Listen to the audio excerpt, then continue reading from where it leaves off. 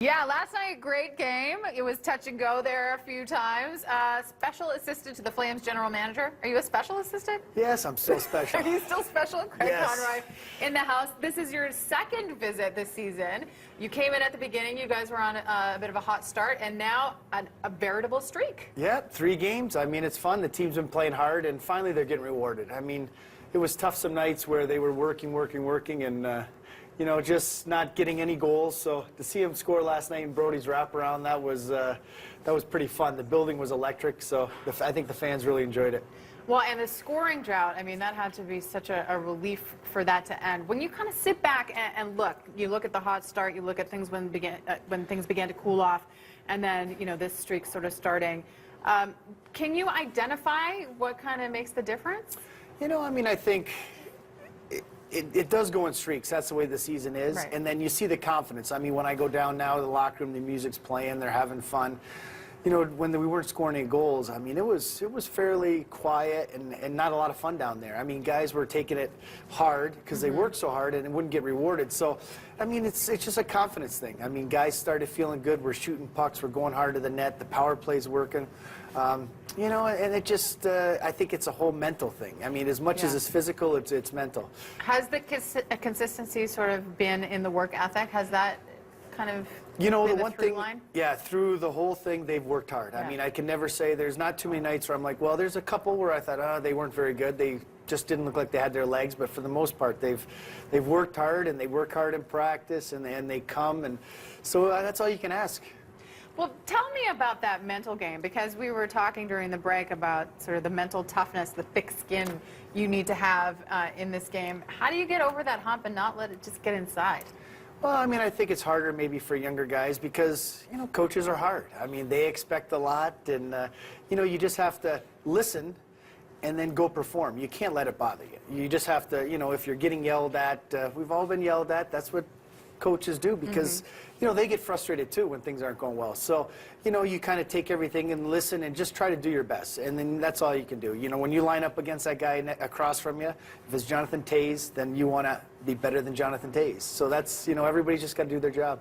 A few things have changed since we saw you last. Jay Feaster was let go. Brian Burke settling into his job, whatever that is exactly. I mean, acting general manager now. What has the Burke effect been? You know, it's been you know, it's been good. It's been a little bit more. Things have changed for me a little bit. I went over to Sweden for the World Juniors, and then I've been doing more amateur and pro. You know, but Brian's good. But Brian's been busy. So I mean, we cross paths, but that's about it. I mean, he's got the Olympics coming up also. So, you know, it's been good though. He has a clear vision of what he wants, and he's laid that out to us. So, you know, with that, it makes it very easy for me. I know when I'm going to look at players, I know exactly what kind of players I'm looking for and how we think we're gonna move forward and win. So, you know, overall, it's been good. We just, you know, it's just everybody's been going in different directions. So until he, you know, whenever he decides he finds a general manager, you know, that's we'll see what happens then. Well, speak to that a little bit more, if you would. What is the Burke player? What kind of players does he have in mind? You know, obviously he talks big, truculent, but he's not, you know, it's not opposed to skill. I mean, that's the thing. We're going to have bigger guys. He wants to be bigger in the, you know, in different areas of the game, probably at the back end. But in the end, he said, if we win and we're doing well and guys play big and they play, you know, with a little aggression and passion, then we're fine. So I think he likes bigger guys, but they don't have to be big. Like a Paul Byron, he likes Paul Byron, and he just plays hard. Even though he's not a huge guy, you know, the way he plays big. Well, somebody who's had a good year, and I think to be rewarded, Matt Stajan, contract extension just signed last week. I have to admit that in the years past, I thought Matt Stajan would not be a Calgary Flame for much longer, let alone for another 4 years. How did that end up getting locked up? Well, I mean, you know, different coaches. I mean, when Brent was here, it didn't work as well with, you know, he saw Matt as a different type player, and then you have Bob come in, and Bob put him in a different role. And he's done real well with it. I mean, he's not always on the power play, but he kills penalties. He plays about 20 minutes a night. He's just a reliable guy, and I think with a young team, he's a great teammate. He works hard on the ice, and since he signed his deal, he's scoring quite a bit. So I know you looked great he's last night. getting points left and right. So I think, you know, you're looking for stability, and he's a guy that wanted to be in Calgary, and then, you know, to be able to get it all done, you know, Brian wanted to get moving on that quickly. I think that's great. I mean, it speaks to the fact that he's not just looking for one type of player. Now, you guys are heading into the Olympic break. You have a couple guys going. Red O'Bara is going. Ladislav Schmid is going.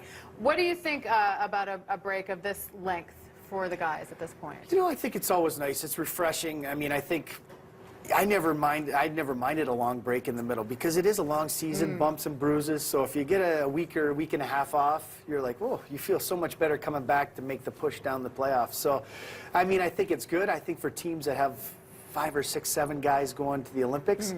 You know, with the year I went to the Olympics, we had 2 of our other guys both got hurt at the Olympics. So that always makes you a little bit nervous, too. We were making a push in L.A. for the playoffs, and Pavel Demitra and Frolov both got hurt.